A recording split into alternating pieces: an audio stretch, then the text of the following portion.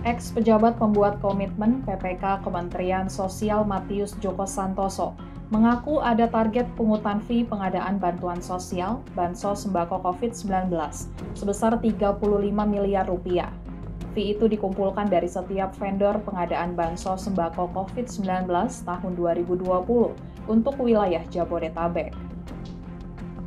Diberitakan Tribunnews.com, Matius dihadirkan sebagai saksi untuk terdakwa ex-Menteri Sosial Juliari Peter Batubara dalam sidang di Pengadilan Tipikor Jakarta Senin 7 Juni 2021.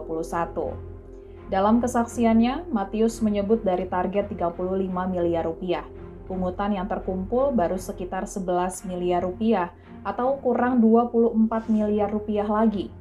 Matius mengatakan staf ahli Juliari Peter Batubara, Kuku Ariwibowo, juga sempat memperlihatkan tabel yang berisi daftar nama vendor pengadaan paket Bansos Sembako COVID-19 putaran pertama. Dalam tabel itu juga tertulis jumlah kuota masing-masing vendor perusahaan pengadaan Bansos yang dikalikan Rp10.000.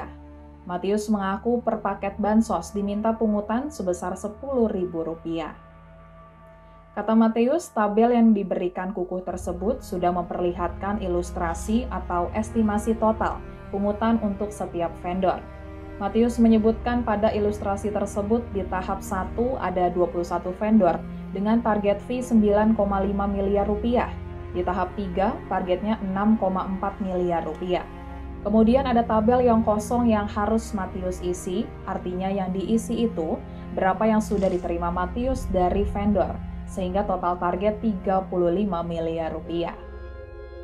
Dalam perkara ini, Juliari Peter Batubara didakwa menerima suap senilai 32,4 miliar rupiah dalam proyek pengadaan Bansos COVID-19 se-Jabodetabek tahun 2020. Suap itu diterima melalui 2 anak buahnya. Berdasarkan dakwaan, Juliari Peter Batubara menerima suap melalui ex-pejabat pembuat komitmen PPK di Kemensos, Adi Wahyono dan Matius Djoko Santoso sebesar 1,2 miliar rupiah dari pihak swasta bernama Harifan Sidabuke. Kemudian Juliari Peter Batubara juga menerima uang senilai 1,9 miliar rupiah dari Direktur Utama PT Tiga Pilar Agro Utama, Ardian Iskandar Madanatya. Terakhir, dalam dakwaan juga disebutkan jika Juliari Peter Batubara menerima uang senilai 29,2 miliar rupiah dari beberapa penyedia barang pada proyek Bansos. Atas perbuatannya, Juliari Peter Batubara didakwa melanggar pasal 12 huruf A atau pasal 11 Undang-Undang Republik Indonesia Nomor 31 Tahun 1999,